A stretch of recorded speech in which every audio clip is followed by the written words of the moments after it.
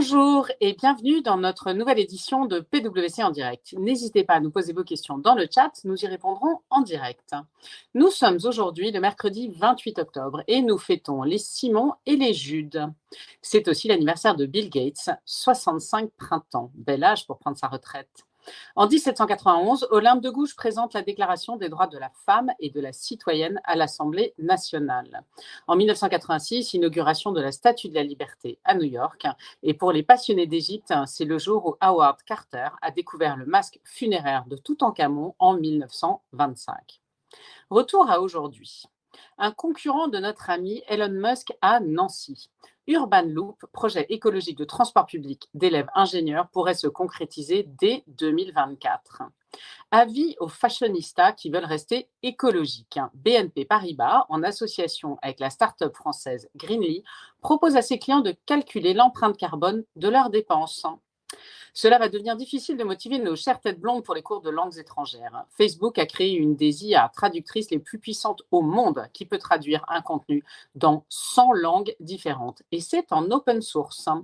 Une pensée pour Brigitte Bardot. La France veut interdire l'élevage des visons dans les 5 prochaines années.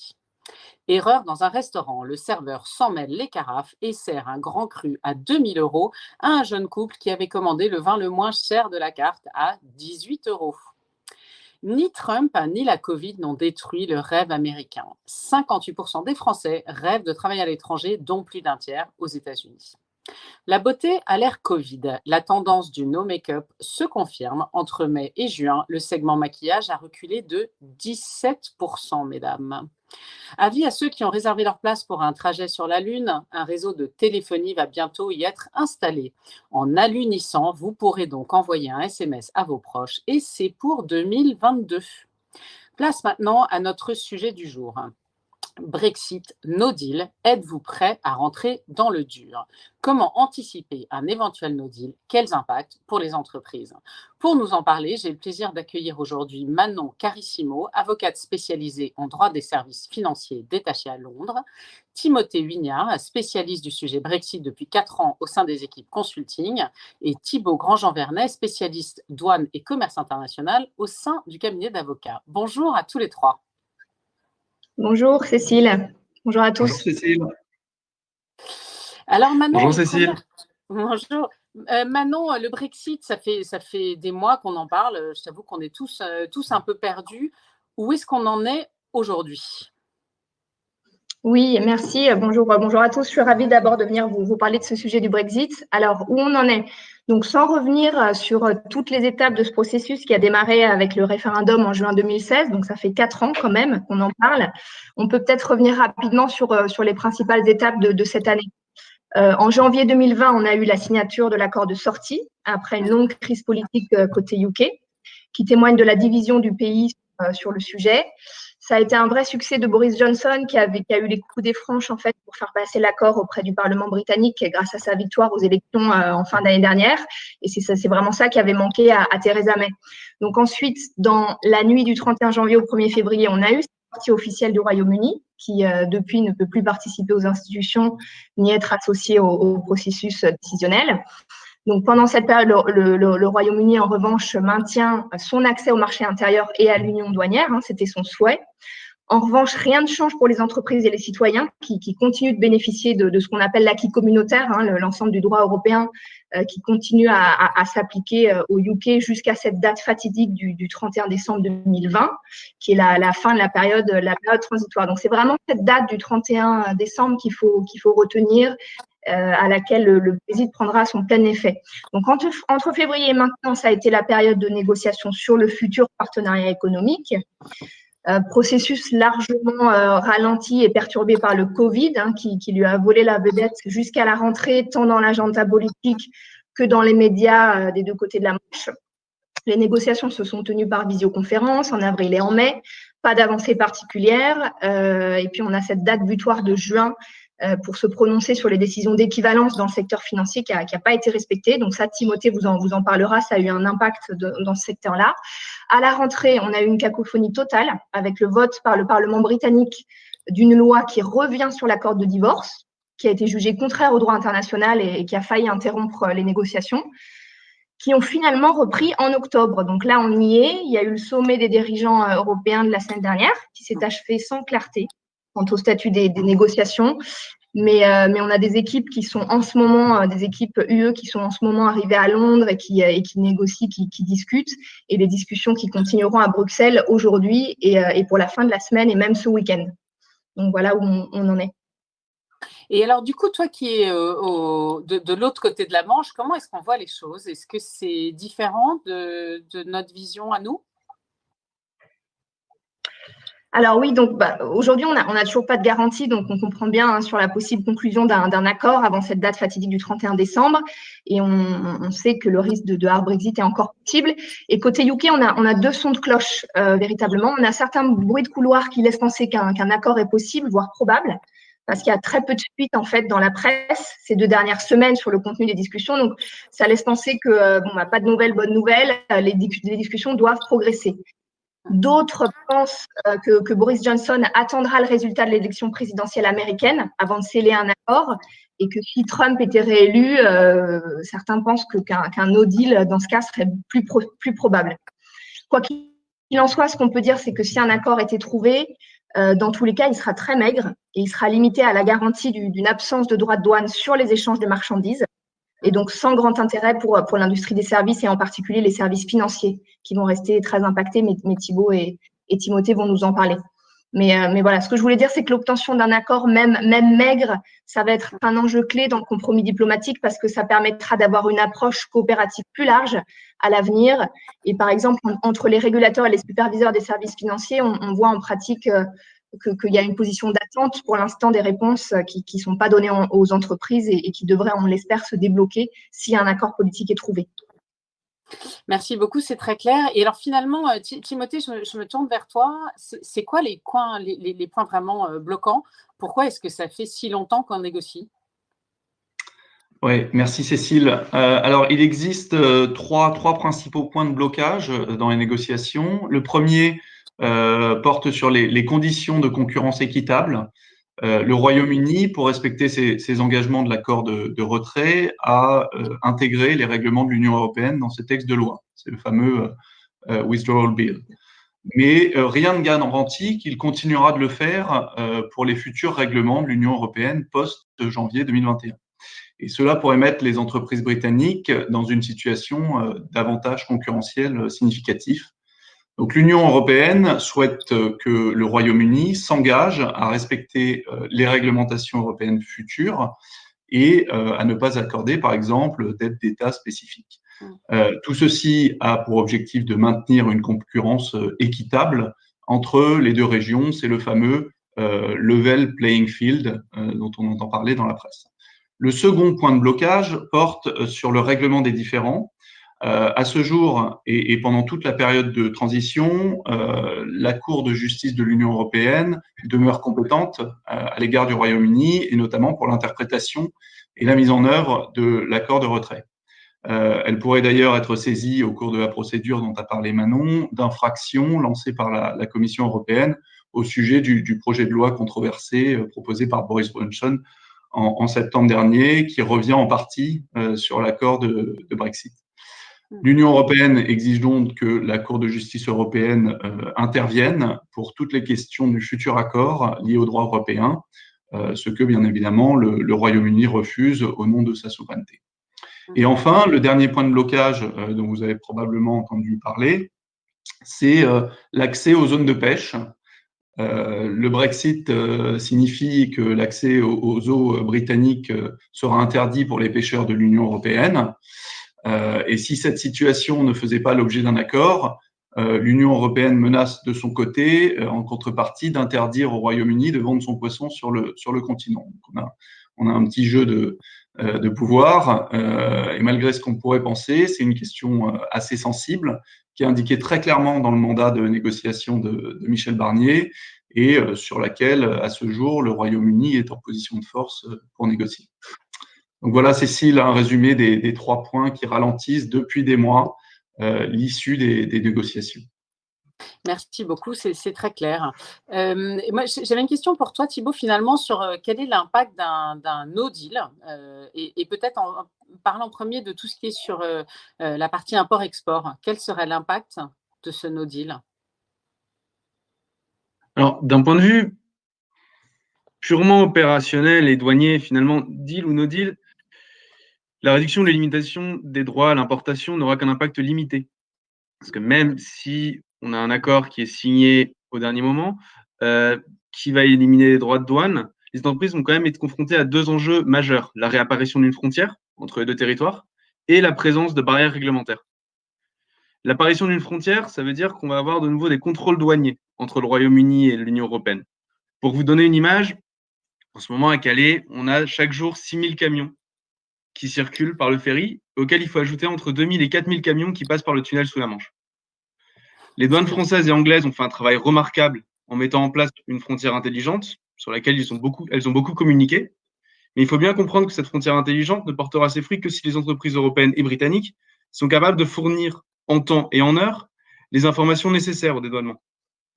Les entreprises vont devoir se poser des questions un peu classiques de douane, de droit douanier, comme la classification, l'origine, la valeur des marchandises, mais aussi des questions qui sont finalement plus opérationnelles, comme la capacité pour un transporteur de franchir la frontière entre l'UE et le Royaume-Uni, ou la capacité interne de l'entreprise ou avec l'aide de déclarants en douane, de soumettre des informations à la douane pour éviter le blocage des envois.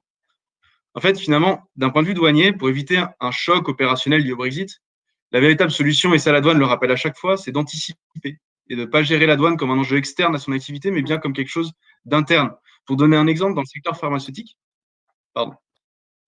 on a des entreprises qui gèrent ça de façon complète, c'est-à-dire qui réorganisent complètement leur fonction douane pour éviter des actions isolées de la part des entités. Enfin, au niveau réglementaire, il faut bien comprendre qu'on va avoir de nouvelles normes qui vont s'appliquer. L'exemple le plus frappant, c'est celui de la marque UKCA, qui est un peu l'équivalent finalement de notre marque CE au sein de l'Union européenne. Et cette marque UKCA va devoir être apposée sur tous les produits mis sur le marché au Royaume-Uni à partir du 1er janvier 2022. Donc, merci beaucoup. Voilà, c'est un petit peu au niveau réglementaire et au niveau… Merci. Et du coup, sur les services financiers, Timothée, ce serait quoi l'impact d'un no deal? Alors, il faut d'abord rappeler que les négociations qui sont en cours, que mentionnait Manon, ne couvrent pas les services financiers. Ce nonobstant, les services financiers sont fortement impactés par le Brexit et notamment à cause de la fin de ce qu'on appelle le passporting. Alors, qu'est-ce que le passporting? Pour rappel, le passporting, c'est ce qui permet à tout établissement financier établi dans l'Union européenne d'exercer ses activités dans l'ensemble de ses pays membres sans autorisation supplémentaire. Les établissements qui sont basés en dehors de l'Union européenne et qui ne bénéficient pas du passporting doivent obtenir une autorisation auprès de chaque État au sein duquel ils souhaitent exercer une activité commerciale. Donc, une façon de répondre à cette contrainte de perte du passporting, c'est la mise en place des régimes d'équivalence. Les régimes d'équivalence sont négociés entre deux États et ils matérialisent une reconnaissance mutuelle de leur cadre réglementaire et permettent le maintien d'un accès à leurs marchés respectifs. Dans le cadre du Brexit, donc seul un accord mutuel entre l'Union européenne d'un côté et le Royaume-Uni permettrait d'éviter aux deux marchés une interruption de leurs activités commerciales. Et donc, ce régime, un bon exemple de régime d'équivalence, c'est le cas du régime qui couvre la réglementation EMIR, qui a été récemment prolongé pour couvrir une période de 18 mois après le 1er janvier 2021, donc après la fin de la période de transition. Et c'est une décision de la Commission européenne qui permet aux marchés financiers européens de continuer à utiliser temporairement les chambres de compensation londoniennes au-delà de la période de transition post-Brexit. Et ça va permettre d'éviter un risque d'instabilité financière fort. Donc, au regard des enjeux et sous la pression des régulateurs, évidemment, les acteurs des services financiers sont majoritairement préparés au Brexit, qui, je le rappelle, devait intervenir il y a 18 mois, et ont même commencé à mettre en œuvre les plans de contingence avec l'augmentation de la probabilité d'un no deal. notamment en transférant une grosse partie de leurs actifs et de leur staff. Pour vous donner un chiffre, d'après The Economist, plus de 1000 milliards d'euros d'actifs ont déjà été transférés de la City vers l'Union européenne. Donc voilà, la machine est en marche et devrait s'accélérer dans les mois qui viennent, avec ou sans accord. Merci beaucoup pour cette vue sur la partie financière. Une autre question qu'on se pose souvent, c'est l'impact sur les gens. Comment ça va se passer? Est-ce qu'on va pouvoir continuer à circuler librement entre le UK et la France? Manon, est-ce que tu peux peut-être nous éclairer sur ce sujet? Oui, oui, bien sûr. Alors, sur ce sujet, il faut distinguer deux cas, en fait. Celui des ressortissants UK installés en France ou des ressortissants UE installés au UK au 31-12. C'est-à-dire les gens qui sont déjà là ou qui seront là avant cette date fatidique, et le cas des mêmes ressortissants, mais qui s'installeraient après cette date. Donc, cas 1, si on prend par exemple vos salariés britanniques installés en France au 31-12 2020, donc pour cela, pour ceux qui peuvent prouver un séjour continu d'au moins 5 ans, on a un droit au séjour permanent, rien ne bouge. Pour ceux dont le séjour est inférieur à 5 ans, on a un droit au séjour si on prouve, par exemple, l'exercice d'une activité professionnelle en France sous contrat local ou en détachement. Cas 2, celui des salariés britanniques installés en France, du coup, à partir du 1er janvier 2020. Et pour ça, on a des négociations qui sont en cours là, dans l'accord actuel entre l'UE et le UK, qui couvrent notamment ces questions du droit au séjour et du droit au travail des Britanniques et de leurs membres de leur famille qui s'installeront en France à compter du 1er janvier 2021. Mais on n'a pas d'avancée ni d'informations sur l'aboutissement de ces négociations à ce stade. Donc, ce qu'on peut dire, c'est qu'en l'absence d'un accord, donc un no deal, et en l'absence de dispositions spécifiques accordées par la France, ce seront les règles de droit commun de l'immigration française qui s'appliquera aux nouveaux arrivants. Donc, pour les courts séjours, en 2 mots, hein, on a des spécialistes là-dessus. Moi, je suis pas spécialiste du sujet, mais on a des spécialistes là-dessus au cabinet. Pour les courts séjours, maximum 90 jours, sous réserve de réciprocité, une dispense de visa devrait pouvoir être mise en place. Et pour les longs séjours, en revanche, il faudra transférer ou recruter un Britannique depuis le Royaume-Uni. Et dans ce cas-là, il faudra un visa long séjour qui devra être obtenu par le futur salarié et pour sa famille également. Merci beaucoup. Et alors, du coup, on voit bien le cadre, en fait, dans lequel se pose ce no deal. Et comment est-ce qu'on s'y prépare, en fait? Est-ce qu'on est prêt? Et je me tourne vers toi, Timothée. Est-ce que les grandes banques, les institutions financières sont prêtes? Alors, je vais différencier peut-être les grands acteurs, comme tu le dis, Cécile. Donc, les grands acteurs sont prêts. Leurs projets ont souvent démarré dès le lendemain du résultat du référendum. Leurs agréments ont été obtenus ou sont en cours d'obtention et de finalisation. Leurs opérations, leurs systèmes d'information sont en place pour accueillir de nouveaux clients dans leur localisation européenne. Et comme je l'ai dit, les transferts d'actifs et de ressources sont en cours. Il reste encore quelques acteurs de plus petite taille qui ont pris du retard et dont certains commencent seulement maintenant à se saisir du sujet en voyant la date butoir arriver et la probabilité d'un accord large diminuer. Une petite précision tout de même pour les acteurs les plus prudents qui ont déjà obtenu leurs agréments et mis en place leur plan de contingence.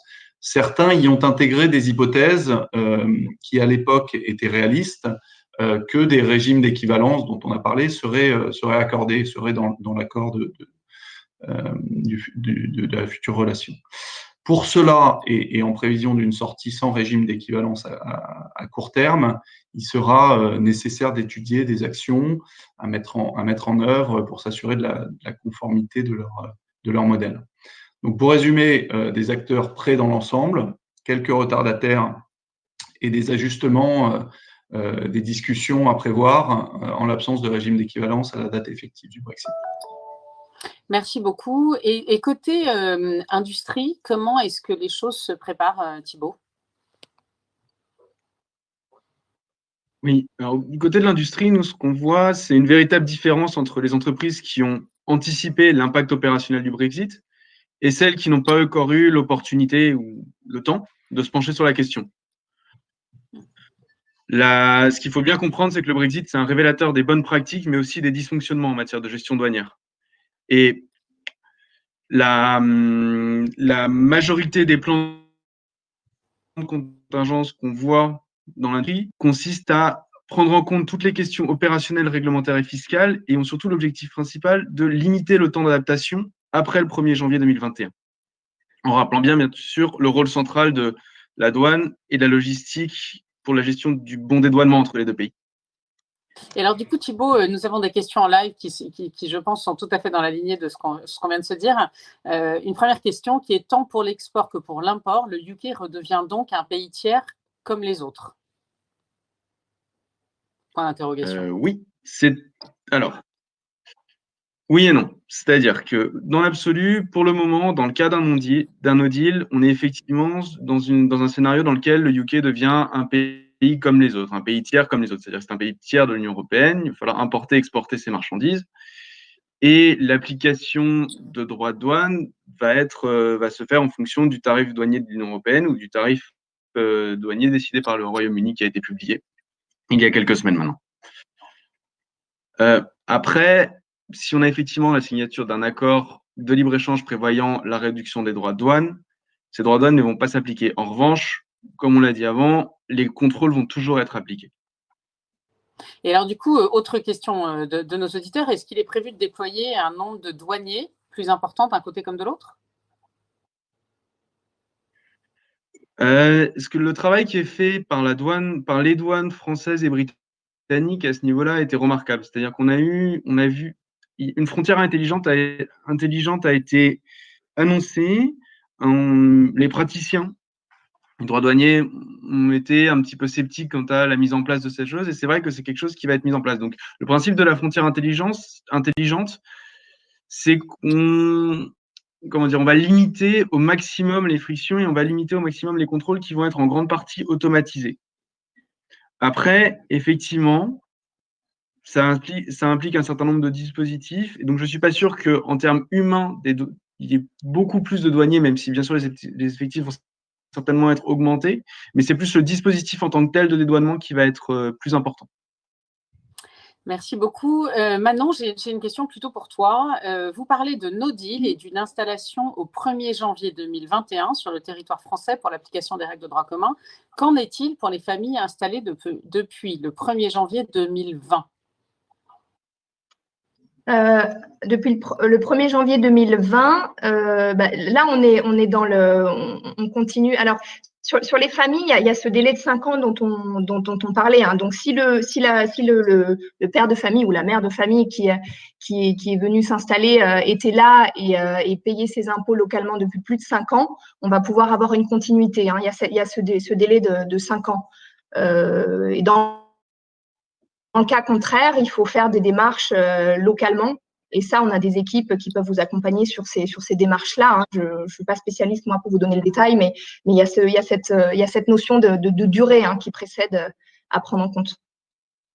Merci beaucoup. Peut-être pour terminer, un conseil pour nos auditeurs pour gérer cette période. Peut-être on commence avec toi, Timothée.